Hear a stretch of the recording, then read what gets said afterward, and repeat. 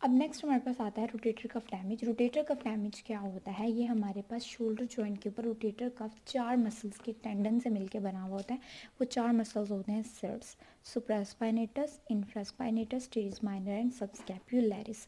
ये 4 मसल्स ने मिलकर रोटेटर कफ बनाया होता है। अब जब उस रोटेटर कफ को डैमेज होता है तो हमारे पास क्या होता है, हमारे पास शोल्डर जॉइंट में डिसेबिलिटी आ जाती है और लॉस ऑफ फंक्शन होना शुरू हो जाता है। Aahista Aahista progressive loss of function होता है। अब इसके कुछ कॉज हैं कि हमारे पास रोटेटर कफ डैमेज क्यों होता है, उसके कुछ सिम्टम्स हैं जिसको हम डिस्कस करेंगे।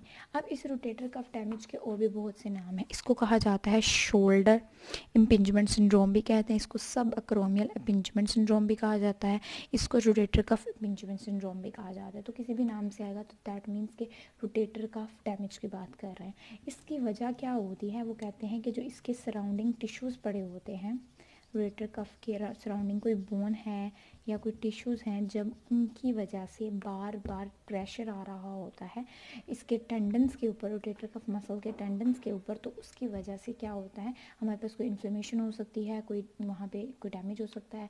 तो ये उसकी वजह होती है। अब इसके सिम्टम्स की अगर बात करें तो वो कहता है जो एंटीरियर शोल्डर कैप्सूल होता है ना, यानी कि हमारे शोल्डर जॉइंट को पूरा कैप्सूल जो भी उसकी कवरिंग होती है, चीज़ों ने उसको कवर किया होता है, तो उसका जो एंटीरियर शोल्डर कैप्सूल होता है ना, उसके ऊपर जो होती है ना वो बहुत ज़्यादा हाइपर मोबाइल हो जाता है। वो क्या हो जाता है, हाइपर मोबिलिटी हो रही होती है हमारे पास, ये इसके सिम्टम्स में आता है। लेकिन जो पोस्टीरियर साइड होती है, पोस्टीरियरली क्या हो जाती है, हाइपोमोबिलिटी हो जाती है। इसी तरह जो हमारी शोल्डर जॉइंट जो होती है, एक्सटर्नल रोटेशन जो उसकी होती है ना,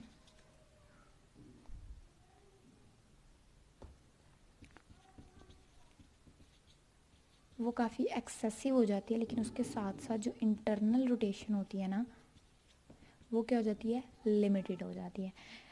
ठीक है, तो ये कुछ सिम्टम्स थे जिसमें हमारे पास एंटीरियर शोल्डर कैप्सूल की बहुत ज़्यादा हाइप, क्योंकि देखो जिस चीज़ ने इसको होल्ड किया हुआ है, रोटेटर कफ है जिसने शोल्डर को होल्ड किया होता है, जब ये डैमेज होता है तो इसके सिम्टम्स में ये होगा कि शोल्डर जो एंटीरियरली बहुत ज़्यादा मूव कर रहा है, जितनी उसकी रेंज ऑफ मोशन है उससे ज़्यादा मूव कर रहा है, लेकिन पोस्टीरियर साइड पे मूव नहीं कर पा रहा, जितनी रेंज ऑफ मोशन है वो उसको भी कंप्लीट नहीं कर रहा, हाइपर मोबाइल हो गया। इसी तरह एक्सटर्नल रोटेशन जो शोल्डर के ऊपर होती है वो बहुत ज़्यादा हो रही है, लेकिन इंटरनल रोटेशन लिमिटेड हो गया, वो कंप्लीट रेंज मोशन कंप्लीट जो है वो हो ही नहीं रही। अब इसमें हमारे पास, अब जो रोटेटर कफ अगर डैमेज होता है तो उसकी वजह से, यानी कि जैसे कि अब बार पर प्रोग्रेसिव प्रेशर पड़ रहा है सराउंडिंग टिश्यूज़ की वजह से या बोन की वजह से उसके ऊपर, तो जब हमारे पास क्या हो जाती है, वहाँ पर इन्फ्लेमेशन हो सकती है। अब इन्फ्लेमेशन हो जाती है, अगर बहुत ही ज़्यादा सीवियर हो जाए तो उस केस के अंदर जो हमारे पास ये रोटेटर कफ मसल्स है ना, इनमें किसी भी मसल की ना जो टेंडन भी रप्चर हो सकता है। लेकिन जो इनमें सबसे ज़्यादा कॉमन होता है वो कौन सा मसल होता है, इसमें सुप्रा स्पाइनेटस मसल होता है। ये सबसे ज़्यादा इफेक्ट होता है प्रेशर की वजह से, क्योंकि इसकी जो ब्लड सप्लाई होती है ना वो बहुत ज़्यादा ससेप्टेबल होती है प्रेशर से। तो जैसे प्रेशर आ रहा होता है तो सबसे पहले जो होता है ना वो सुप्रास्पाइनेटस मसल के टेंडन्स के ऊपर या सुप्रास्पाइनेटस जो होता है ना वो इन्वॉल्व होता है रोटेटर कफ डैमेज के अंदर। उसके अलावा फिर इस वजह से क्या होती है, हमारे वहाँ पे जो ये जो रोटेटर कफ के मसल्स होते हैं इनके अंदर बहुत ज़्यादा पेन हो रही होती है, ठीक है, टेंडरनेस आ जाती है। और जो हमें पेन ज़्यादा से ज़्यादा फील हो रही होती है वो किस किस एरिया के अंदर फील हो रही थी, सुपीरियर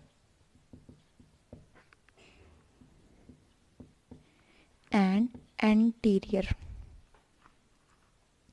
शोल्डर रीजन्स के अंदर जो होती है ना, हमें यहाँ पे पेन फील हो रही होती है। अब जब भी हम कोई भी ज़्यादा एलिवेशन वाली या ज़्यादा रेपिटेशन वाली मूवमेंट्स परफॉर्म करते हैं तो हमारी पेन के अंदर जो होता है ना वो ज़्यादा हमें ज़्यादा फील हो रही होती है, हमारी पेन के अंदर इंक्रीज़ आ जाता है।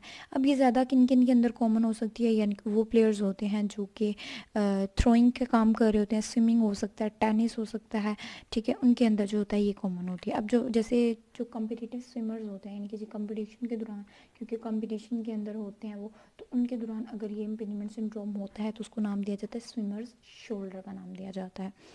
अब कुछ एनाटॉमिकल फैक्टर्स भी होते हैं, हम उनको देख लेते हैं।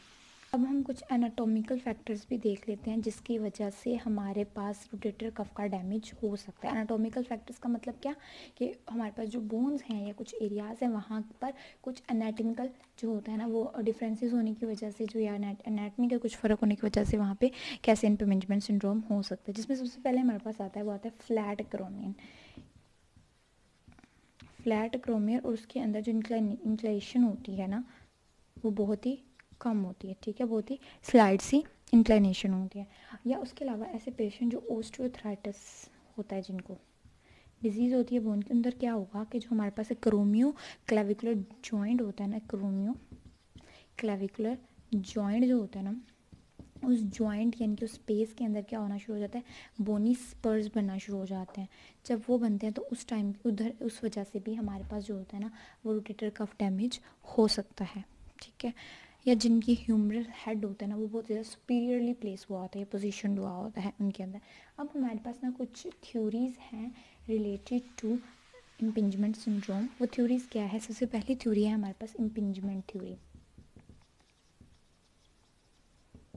ये थ्योरी क्या बताती है हमें? इस थ्योरी के अकॉर्डिंग वो कहती है कि कुछ जेनेटिकल फैक्टर्स होते हैं। थ्योरी हमें क्या बताती है कि वो कहती है जेनेटिकली समटाइम्स क्या होता है कि क्रोमियन प्रोसेस जो होता है स्कैपुला का और जो हमारे पास ह्यूमरस बोन होती है उसके हेड के दरमियान में जो स्पेस होती है ना वो थोड़ी कम होती है। लेकिन जैसे ही हम एलिवेशन की मूवमेंट्स कर रहे होते हैं तो उधर जितने भी कोई क्रोमियो क्लेविकुलर लिगामेंट्स हो सकता है, कोई बर्सा हो सकता है, वो क्या हो जाता है इसके दरमियान में आके कंप्रेस होता है, इम्पिंजमेंट हो जाती है। तो ये भी वजह हो सकती है, ये इस थ्योरी के बारे में बताते हैं, जिसकी वजह से भी वहाँ पे इरिटेशन होती है, वियर हो सकता है। लेकिन एक और थ्योरी वो ये बताती है कि जब हम बहुत ही ज़्यादा ओवर स्ट्रेचिंग करते हैं हमारे मसल्स की, टेंडन्स की, तो उस वजह से रिपीटिशन होने की वजह से हमारा सुप्रास्पाइनेटस मसल इन्वॉल्व हो जाता है और उस वक्त उसकी इन्फ्लेमेशन हो जाती है। ये भी एक सबसे बड़ा फैक्टर जो है वो इम्पिंजमेंट सिंड्रोम के अंदर आता है, रोटेटर कफ डैमेज के अंदर आता है। अब हम देखते हैं एक बहुत ही मेन रीज़न, जैसे स्विमिंग के बारे में।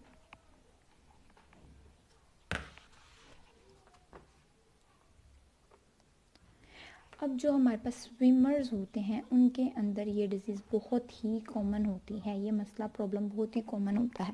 अब ऐसा क्यों होता है? वो कहते हैं कि जब स्विमिंग, ये हम बात करेंगे पहले नॉर्मल बात करेंगे कि नॉर्मली क्या फिजियोलॉजी होती है। जब स्विमर स्विमिंग कर रहे होते हैं तो उनकी जो रिकवरी फेज़ होती है, यानी कि जिसके अंदर वो अपनी स्विमिंग के अंदर जब उनकी आर्म जो है वो एलिवेट हुई होती है, ठीक है, उनके शोल्डर से ऊपर, यानी कि जब वो स्विमिंग के दौरान उनकी आर्म इतनी एलिवेट होती है, उनकी शोल्डर के अबव आ रही होती है, तो उस टाइम पे हमारे पास क्या होता है, जो हमारे पास मीडियली रोटेशन हुई हुई होती है, तो हमारे पास जो मीडियली रोटेट हो जाती है ना, तो हमारे पास जो हमारा जो सरेटस एंटीरियर मसल्स होता है ना वो क्या करता है, हमारे स्कैपुला को बैक से रोटेट करता है। जब हमारा स्कैपुला पीछे से रोटेट करेगा तो हमारे पास जो हमारे मसल्स होते हैं ना, जिसमें सुप्रास्पाइनेटस मसल आता है, इंफ्रास्पाइनेटस मसल आता है और हमारे पास डेल्टॉइड मसल हमारा आता है, तो वो क्या करते हैं, वो फ्रीली अलाउ करते हैं ह्यूमरस को कि वो अबडक्ट करें, ठीक है। ये होते हैं नॉर्मल थिंग। लेकिन जब क्या होता है कि वो कहते हैं कि हमारे पास जब हमारे पास सरेटस मसल जो है वो काफ़ी फटीग में गया हुआ है,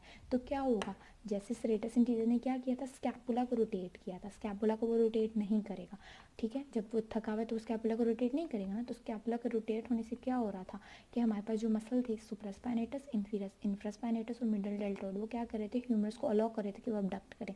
तो लेकिन जब वो रोटेट ही नहीं कर रहा स्कैपुला को, तो स्कैपुला रोटेट नहीं होगी तो आगे वो मसल्स भी नहीं एक्ट करेंगे, तो क्या होगा, वहाँ पर जाके हमारे पास क्या होती है, इम्पिंजमेंट हो जाती है और स्विमर्स के अंदर इम्पिंजमेंट हो जाती है, ठीक है।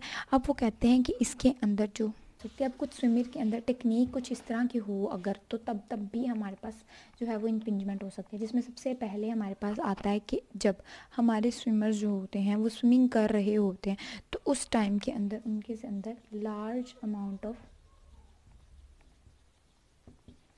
मीडियल रोटेशन हो जाए। अब ये किस फेज़ की बात कर रहे हैं? अब हम फेजेस के हिसाब से बात करें कि जो हमारे पास स्विमिंग के दौरान पुल फेज़ होती है ना, अगर उसके अंदर ज़्यादा हमारे पास मीडियल रोटेशन हो जाती है उस टाइम के अंदर भी इम्पिंजमेंट हो सकती है। या दूसरा जो हमारी फेज़ होती है वो फेज़ होती है ओवरहेड फेज़। उस फेज ओवरहेड फेज जब उसके अंदर हमारे पास लेटरल रोटेशन होनी होती है तो वो लेटरल रोटेशन जो होती है वो लेट इनिशिएट हो, यानी कि वो उसको जब इनिशिएट होना चाहिए उससे कुछ टाइम के बाद इनिशिएट होती है, तो उस वजह से भी इम्पिंजमेंट सिंड्रोम हो सकता है, ठीक है। और इसके अलावा ब्रीथिंग भी वो कहते हैं कि इसके अंदर जो होती है ना कई हद तक जो होती है ना वो ये कुछ फैक्टर्स हैं जो कि फिर स्विमर्स के अंदर जो होता है ना वो इम्पिंजमेंट सिंड्रोम की वजह बनते हैं। तो रोटेटर कफ डैमेज के अंदर हमने काफ़ी चीज़ें देखी हैं, हम थोड़ा सा उसका ओवरव्यू कर लेते हैं। रोटेटर कफ डैमेज के अंदर हमने सबसे पहले देखा कि रोटेटर कफ डैमेज क्या होता है। इसके अंदर हमारे पास 4 मसल्स होते हैं रोटेटर कफ, ठीक है। जब हमारे पास बार बार जो होती है वो प्रेशर बढ़ता है उसके सराउंडिंग बोन या सराउंडिंग टिश्यू की वजह से, तो हमारे पास यहाँ पे इन्फ्लेमेशन हो सकती है टेंडन्स की, नहीं तो कोई ना कोई टेंडन रप्चर भी हो सकता है। उसमें जो सबसे कॉमन होता है वो सुप्रास्पाइनेटस होता है। उसके अलावा हमने देखा कि इधर फिर पेन होती है हमारे पास, जब ज़्यादा ज़्यादा प्रोग्रेसिव करेगी तो पेन होगी। हमने उसके अलावा हमने कुछ एनाटॉमिकल फैक्टर्स भी देखे कि ऐसे लोग जिनका क्रोमियन जो है वो फ्लैट होता है और इनक्लिनेशन बहुत ही कम हो रही है, या वो जो ऑस्टियोआर्थराइटिस से सफ़र कर रहे होते हैं तो उनके क्रोमियोक्लाविकुलर जॉइंट के ऊपर बोनी स्पर्स बने हुए होते हैं, तो उनके अंदर भी इम्पिंजमेंट सिंड्रोम हो सकता है। उसके अलावा हमने 2 थ्योरीज देखी, एक हमने देखी इम्पिंजमेंट थ्योरी, वो ये बता रहा था कि हमारा जो क्रोमियन प्रोसेस होता है और हमारा ह्यूमरल हेड होता है उनके दरमियान स्पेस बहुत कम होती है, लेकिन जैसे ही हम एलिवेट करते हैं अपनी आर्म को तो उसके अंदर जाके हमारा कुछ बरसा नहीं तो कोई ना कोई लिगामेंट जो होता है क्रोमियोक्लाविकुलर लिगामेंट वो कंप्रेस हो सकता है, इम्पिंजमेंट हो सकती है उनकी, वो भी एक फैक्टर होता है। उसके अलावा हमने एक ऑल्टरनेट थ्योरी देखी जिसके अंदर ये था कि हमारे पास जब हम बार बार ओवर स्ट्रेचिंग करते हैं, मसल या टेंडन यूनिट इकट्ठा मतलब मसल और टेंडन जब काम कर रहे होते हैं तो बार बार ओवर स्ट्रेचिंग रिपीटेशन हो रही होती है, तो उस वजह से भी वहाँ पे इन्फ्लेमेशन हो सकती है। उसके अलावा हमने जो देखा फिर कि स्विमिंग के अंदर जो स्विमर्स हैं उनके अंदर ये बहुत ही कॉमन प्रॉब्लम होती है।